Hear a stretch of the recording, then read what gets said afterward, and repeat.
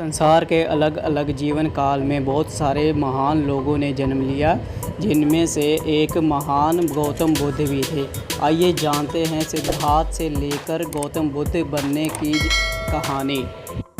महात्मा बुद्ध का जन्म 1563 ईस्वी पूर्व में शाक्य गणराज्य की राजधानी कपिलवस्तु के नज़दीक लुम्बिनी में हुआ था, जो कि नेपाल में है। महारानी महामाया, जो कि गर्भवती थी, वह अपने ननिहाल देवदह जाते समय उनको प्रसव पीड़ा हुई।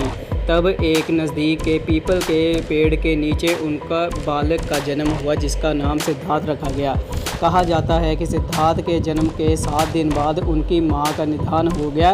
तब उसकी मौसी और शुद्धोधन के, जो कि सिद्धार्थ के पिता थे, उनकी दूसरी पत्नी महाप्रजावती गौतमी ने उनका पालन पोषण किया। गौतमी ने शिशु का नाम सिद्धार्थ रखा गया, जिसका अर्थ है एक ऐसा व्यक्ति जो सिद्धि प्राप्त करने के लिए जन्मा हो। जन्म समारोह के दौरान साधु धृष्टाअस्ति ने अपने पहाड़ के निवास से घोषणा की कि बच्चा या तो ये महान राजा बनेगा या फिर एक पवित्र पथ प्रदर्शक बनेगा। शुद्धोधन ने 5वें दिन एक नामकरण समारोह आयोजित किया और 8 ब्राह्मणों विद्वानों को भविष्य बताने के लिए बुलाया, परंतु सभी ने एक ही तरह की भविष्यवाणी की, जो कि धृष्टाअस्ति ने की थी।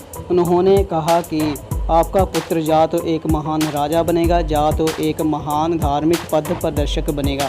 सिद्धार्थ का मन बचपन से ही बहुत करुणा और दया से भरा हुआ था।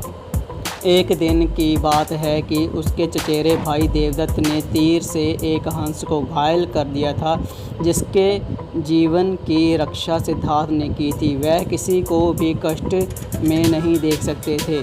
खेल कूद में सिद्धार्थ खुद ही हार जाया करते थे, ताकि कि दूसरे मित्र के मन में उदासी ना आए।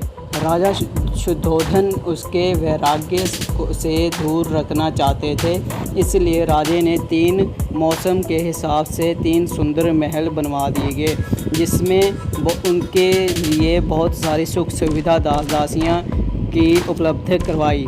16 वर्ष की आयु में यशोधरा नाम के एक लड़की से सिद्धार्थ का विवाह हो गया।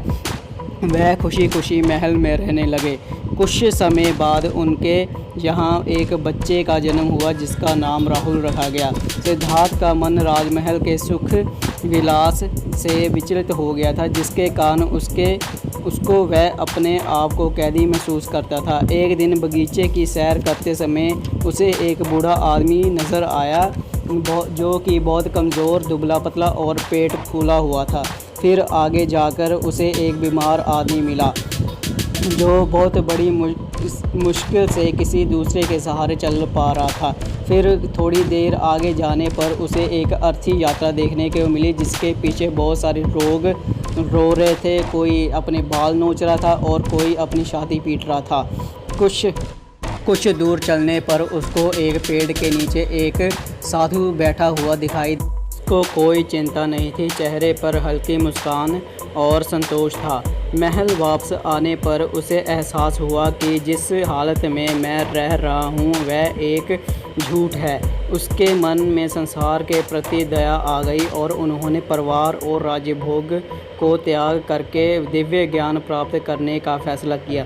तब रात के समय राजमहल में से दिव्य ज्ञान प्राप्त की खोज के लिए जंगल में निकल पड़ा।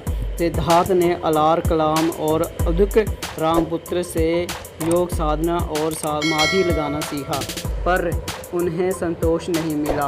वह उर्वेला पहुँचे और वहाँ पर तरह तरह से तपस्या करने लगे। सिद्धार्थ ने पहले तो तिल चावल खाकर तपस्या करनी शुरू की, फिर बाद में उन्होंने अन्न खाना छोड़ दिया, जिसके कारण उनका शरीर सूख कर काटा हो गया। ये तपस्या उन्होंने 6 साल तक की, परंतु उन्हें तपस्या में कोई सफलता प्राप्त नहीं हुई। एक दिन कुछ स्त्रियां सिद्धार्थ के नज़दीक से गुजर रही थी। तब उनमें से एक स्त्री बोली, वीणा की तार को ढीला मत छोड़ो, क्योंकि ढीला छोड़ने से उनका सुरीला स्वर नहीं निकलेगा, और तारों को इतना कसो भी मत कि वह टूट जाए। तब सिद्धार्थ को समझ आया कि हर काम के लिए मध्यम मार्ग को अपनाना चाहिए। बुद्ध ने बोधगया नामक निरंजन नदी के तट पर कठोर तपस्या की तथा सुजाता नामक लड़की के हाथों से खीर खाकर अपना उपवास तोड़ा। सुजाता ने बड़े आदर से सिद्धार्थ को खीर भेंट की और कहा, जैसे मेरी मनोकामना पूरी हुई है उसी तरह आपकी मनोकामना भी पूरी हुई हो। उसी रात को ध्यान लगाने पर सिद्धार्थ की साधना सफल हुई। उसे सच्चा बोध प्राप्त हुआ। तभी से वह बोध कहलाए।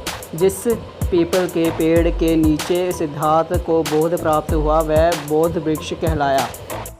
80 वर्ष की उम्र तक अपने धर्म का प्रचार संस्कृत भाषा के बजाय उन्होंने वहाँ की लोकल भाषा पाली में प्रचार किया, जिसके कारण वहाँ के काफ़ी लोकप्रियता बढ़ने लगी। आषाढ़ की पूर्णिमा को वह काशी के पास मुगदाव, जो कि अब सारनाथ के नाम से जाना जाता है, वहीं पर सर्वप्रथम धर्म उपदेश दिया और प्रथम 5 मित्रों को अपना अनुयायी बनाया और उन्हें धर्म प्रचार करने के लिए भेजा। 80 वर्ष की आयु में बुद्ध ने अपना शरीर को त्याग दे दिया।